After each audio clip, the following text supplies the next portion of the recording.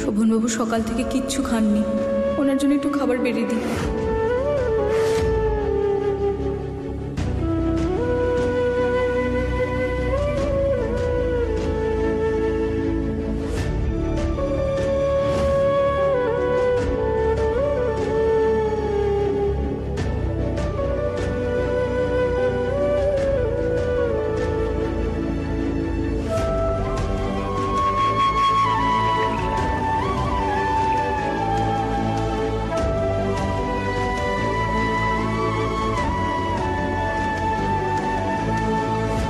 শোভনবাবু,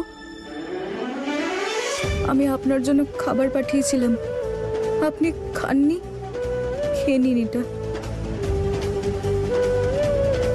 শোভনবাবু, রাগ খাবারের ওপর দেখাবেন না। দেখুন, আপনি যদি না খান তাহলে আমিও অন্যের একটা দানা মুখে তুলব না।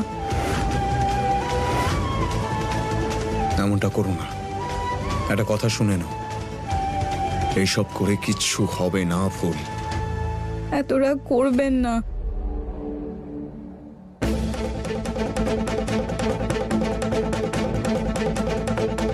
তুমি চাও না যে আমি খাবার খাই? এই নাও।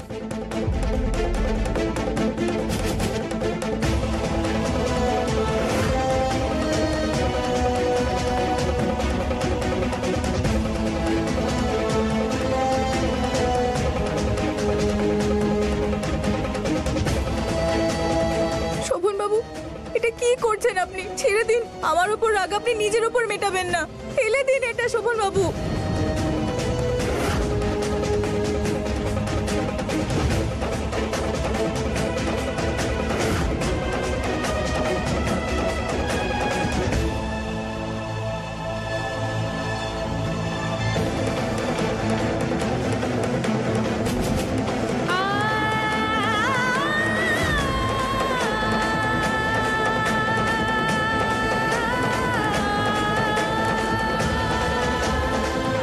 ফুলেই নাও, তুমি মধু খাও।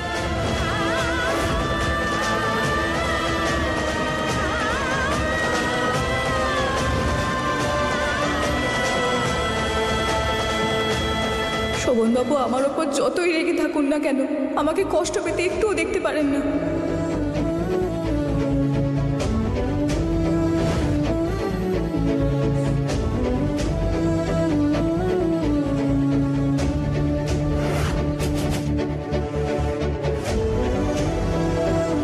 শুধু আমিই না, আপনিও ভুগছেন। আমি বলতে চাইছিলাম, আপনারও ঝাল লেগেছে নিশ্চয়ই।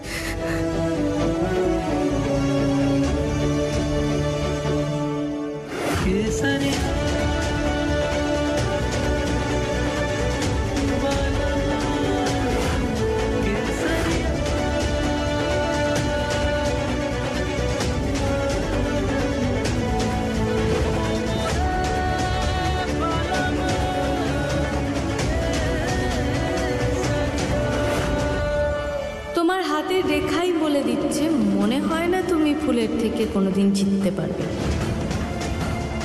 এরা দুজন এত কাছাকাছি কেন? এরা যত কাছাকাছি আসবে আমি শোভনের থেকে তত দূরে চলে যাব।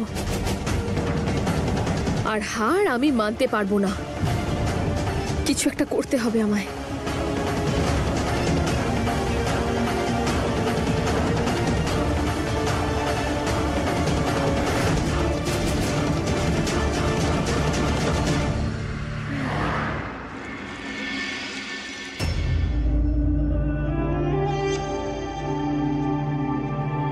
থ্যাংক গড সবাই ঘুমিয়ে পড়েছে, নাহলে এই সময় যদি কেউ জেগে থাকতো না আর আমাদের এভাবে দেখে ফেলতো, তাহলে বিভিন্ন রকমের প্রশ্ন করতো।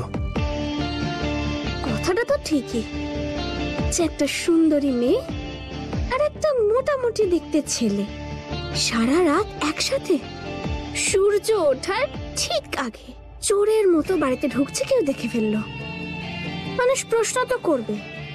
Of course, miss India. যাও এখন গিয়ে শুয়ে পড়ো, পায়ের ক্ষতটা এখনো সারেনি তো, রেস্টের দরকার এখনো। Good night.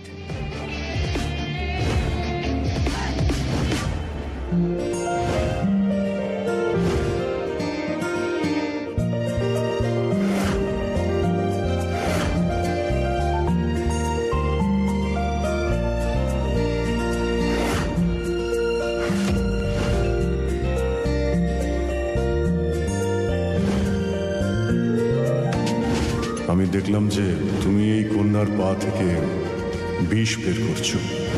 এই বন্ধন এতটাই অটুট যে নিয়তিও এই বন্ধনকে আলাদা করতে পারবে না।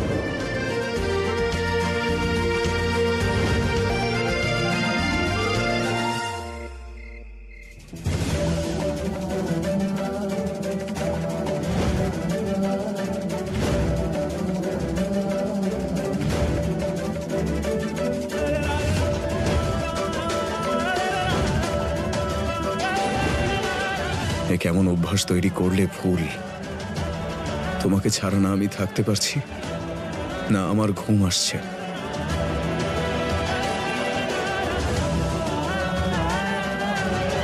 আমি তো আছি আপনার পাশে,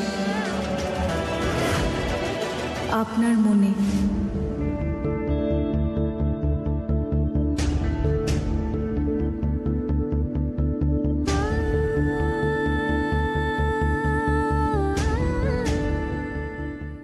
কিন্তু আপনি তো আমার সঙ্গে কথাই বলতে চান না, তাহলে আমি কি করব আপনার পাশে থেকে?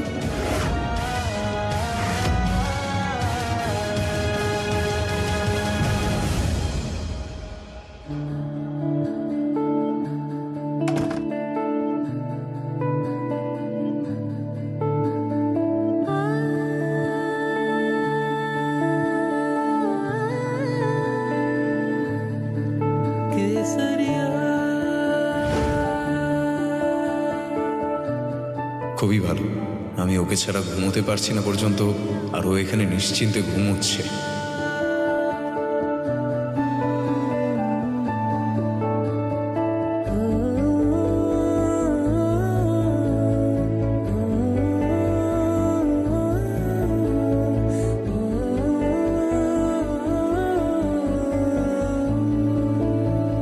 তুমি আমার কাছে থাকলেই আমি শান্তিতে ঘুমোতে পারি।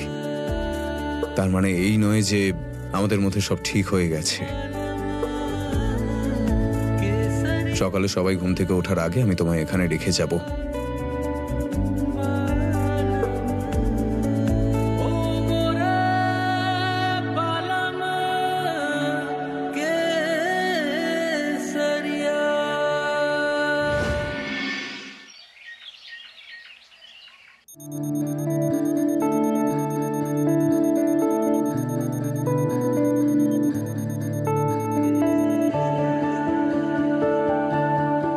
থ্যাংক গড অ্যালার্মের আওয়াজে ফুলের ঘুমটা ভাঙেনি।